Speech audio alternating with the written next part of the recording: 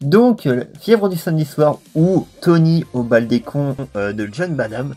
On suit donc le parcours de John Travolta, dit Johnny Belle-Gueule, hein, qui passe son temps à rouler des mécaniques, à montrer ses grosses baloches aux filles et à jouer la frite dans son quartier pour montrer que c'est un dur à cuire. Mais honnêtement, bon bah, c'est plutôt un pétard mouillé.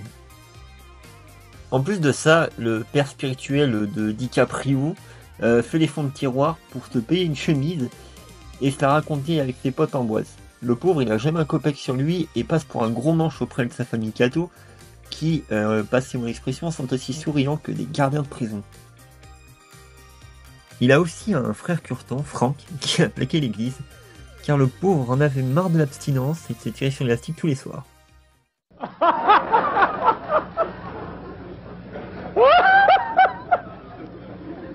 Heureusement, le soir, Toto met sa panoplie de super macho, sort son torse velu et se gomine comme Al Pacino pour retrouver la même bande de neuneux qu'il avait dans Grise.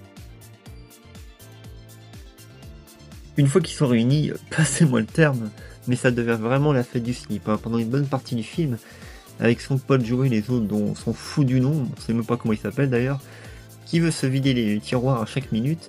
Ils ont tellement les marrons au feu d'ailleurs que leur vieille bagnole, ça devient un vieux bésodrome tout pourri, où tout le public y passe. Hein. Et en plus, on nous montre de longues minutes un jeu collectif sur la pauvre Annette. C'est bien simple, à côté de ça, Irréversible, ça devient un documentaire fait par un étudiant en 6ème année d'audiovisuel avec sa Super 8.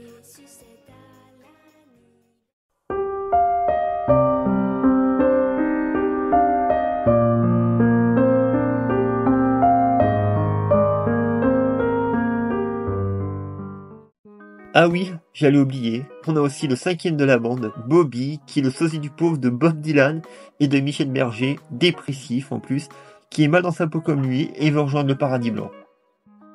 D'ailleurs, il réussira cet exploit débile à la fin du film, en se foutant des lois de la gravité et en sautant sans élastique d'un pont pour imiter ses potes.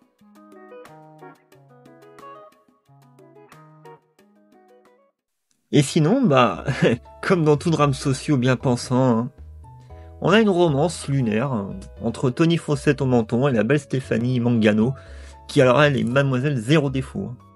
C'est sûr, mademoiselle est cultivée, elle danse comme une déesse sur le dance floor, et en plus elle fréquente des intellos de gauche dans les quartiers huppés de Manhattan, pour se faire sa petite place au soleil et côtoyer tout le gratin new-yorkais. Quelle emmerdeuse. On aura aussi droit à la traditionnelle scène à l'eau de rose, niaise, comme pas possible, où les deux tourtereaux regardent le même pont qu'ils ont traversé 5 minutes plus tôt. On voit leur intelligence. Hein. Ah oui, et puis c'est beau l'Amérique. C'est le seul pays où les deux qui peuvent pas se biffrer depuis le début se découvrent âme sœur et en plus ils fument le calumet de la paix.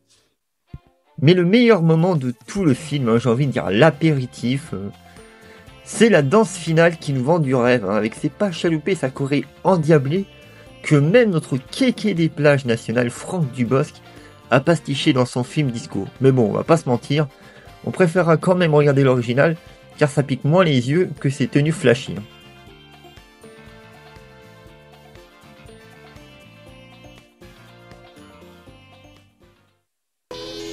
Évidemment, l'image n'est peut-être pas tout à fait très nette, mais je vais la régler. Après cette scène qui a émoustillé la ménagère de 50 ans, Tony Lorital abandonne son trophée à ce qu'il nomme affectueusement les métèques et tente de violer Stéphanie. Mais en voulant sortir son service 3 pièces, le sagouin se prend un coup dans les profiteroles et finit malheureusement seul comme un gland dans sa voiture. Et finalement, après avoir tout bousillé, il quitte sa bande d'affreux, sa misère, et s'en va chier dans un métro désert. On a alors le droit à une énième chanson des Bee Gees, mais avec un côté plus bonbon caramel, pour sortir le slow de l'été et rafler un max de thunes. Et puis, dans les derniers instants, on a finalement la rédemption de Toto Grosse Baloche et le baiser fraternel avec Stéphanie, qui visiblement a perdu toute la mémoire. Enfin bon, tout est bien qui finit bien. Même si le côté copain, copine, j'y ai jamais cru, perso. Hein. Mais bon, chacun interprétera ce qu'il veut.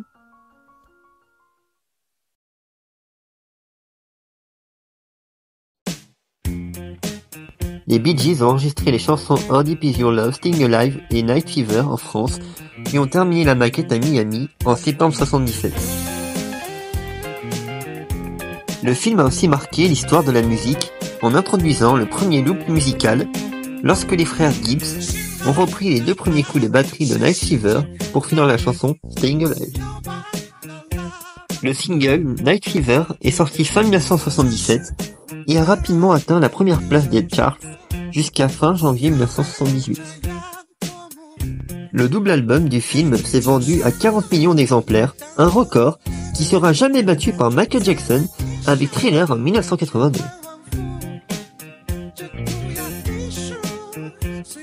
L'origine, John Travolta devait revêtir un costume noir pour coller à son époque. Mais, par souci de contraste et de lumière dans la discothèque, le blanc a finalement été choisi. Il a été revendu ensuite pour $350 000. Le film tire son intrigue d'un article du New York Times de 1976. Il nous raconte le climat sombre des nightclubs de Brooklyn et livre un contraste avec ceux de Manhattan.